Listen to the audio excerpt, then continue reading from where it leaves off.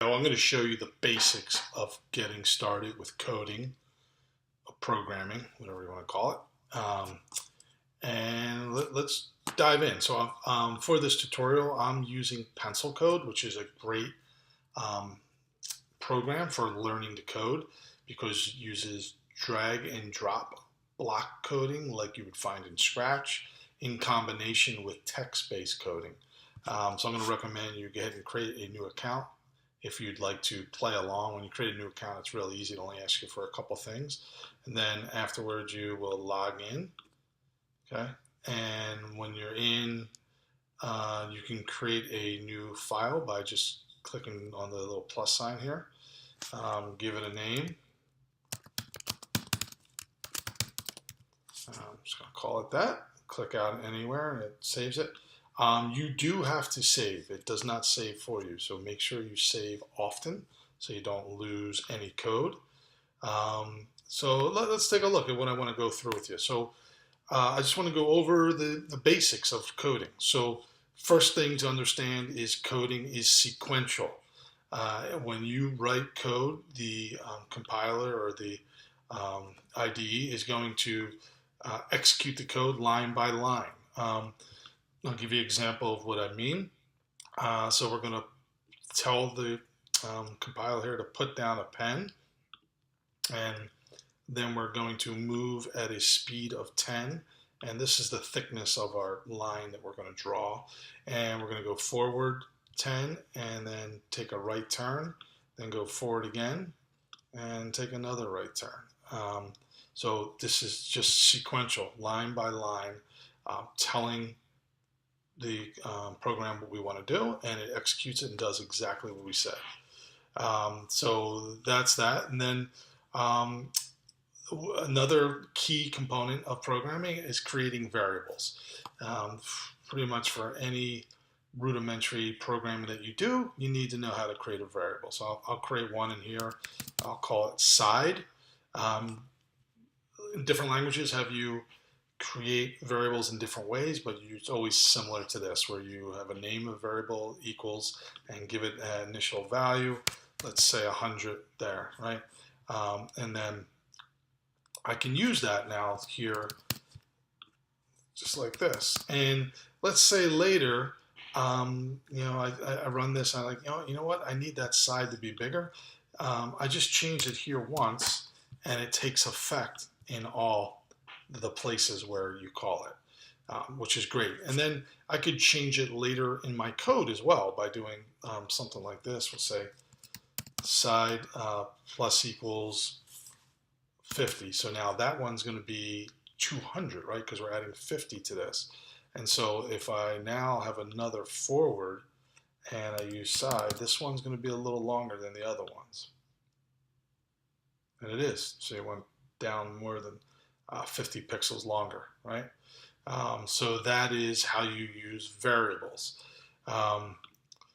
Iteration is a very important part of programming. The basic loop is the while loop. There's other ones like for loops and other ones out there, but the basic premise of the while loop, and other loops are similar, are that you have a Boolean statement. A Boolean means true or false. This statement here is evaluated. If x is less than 4, if that is true, then you will execute the code that's inside of this loop. It's a loop, so it's going to come back here and evaluate that again. If it's true, it will just keep on looping through. Make sure, this is very important, I guarantee if you're a beginning programmer, you're going to forget this at some point, and your program's going to have an error. Make sure you have a means for getting out of your loop, like this here, adding 1 to x. Make sure that eventually x will be greater than 4 and this loop will exit. We will exit the loop, right? So why use a loop? Loops make your code more efficient. So let's say we wanted to, I'm going to take out this, let's say we wanted to make a square, right?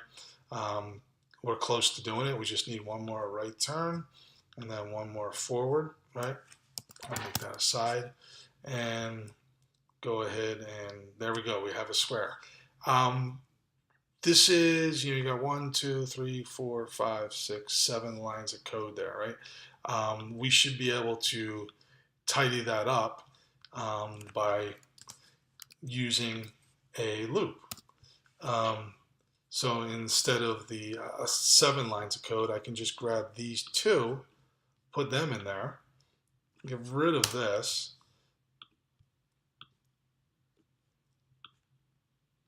and now there we go. So we used the loop. It went through this 4 times to draw each of the 4 sides, right? So this wasn't a huge efficiency saver, but you could kind of, if you scale this up and you have many, many lines of code, a loop will come in very handy.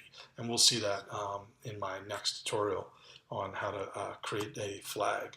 All right, so let's look at the next thing. The next thing is selection. So selection, the best example of this is the if statement, like I have here.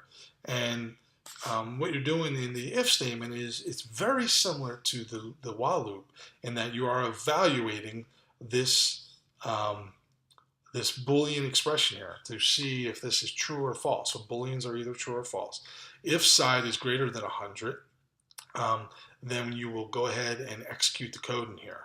The difference between this though and the while loop is it executes the code and just moves on, does not come back around to see if it is still true or not. Just does it once. But you can have variations of the if statement. You can have an if with an else. In Pencilcode, you just hit the plus sign and it gives you the else. In this instance, one of these is going to be executed. You're guaranteed that. So if this is true, this one will be executed. Otherwise, this one will be executed. One of them is going to be. Then you can even take it a step further where you have if and else if. So you're evaluating 2 different Boolean expressions. Like, is it greater than 100? Or is it actually just equal to 100? Or this, it would be less than, right? So you're looking at those 3 different scenarios.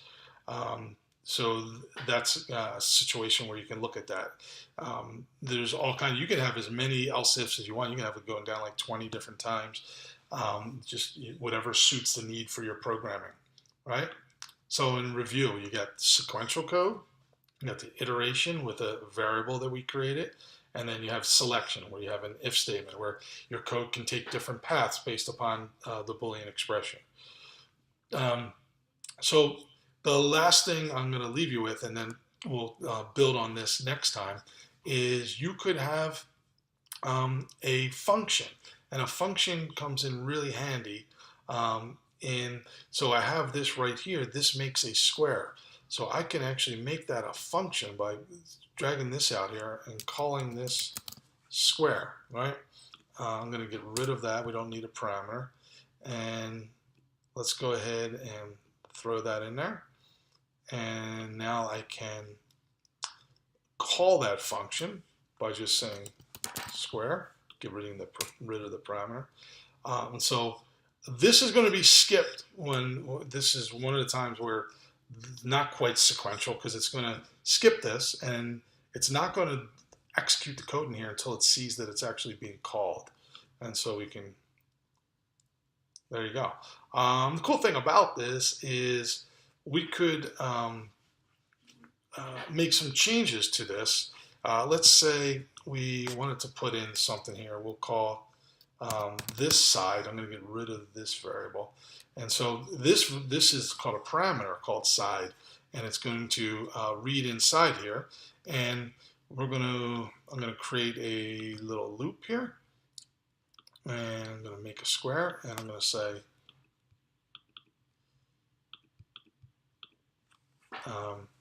we're going to call this x, right? And I'm going to say, well, x is less than 10, and we're going to go here.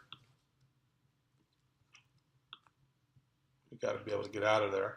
And so I'm going to make these squares these very small sizes, but let's see what happens when we run this. So the problem is I have this x variable in 2 different spots. I need to change that x variable to a different name. So now it's different than the x variable that's in the square I'm going to function. call it j just so it doesn't get confused.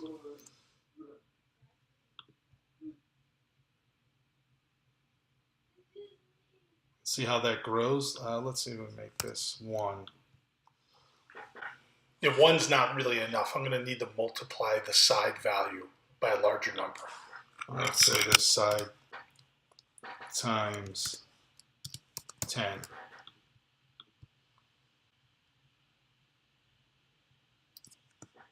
There we go. So now we have something. That's kind of cool. So what was happening here is I created this variable j, and we're going to run this j times, and every time whatever j is getting sent over here, and I'm timesing that by 10. And so that's going to be our side. So the first time through is going to be 10, then 20, 30, 40, and it's going to just keep incrementally getting larger. Very cool. We'll build on this next time.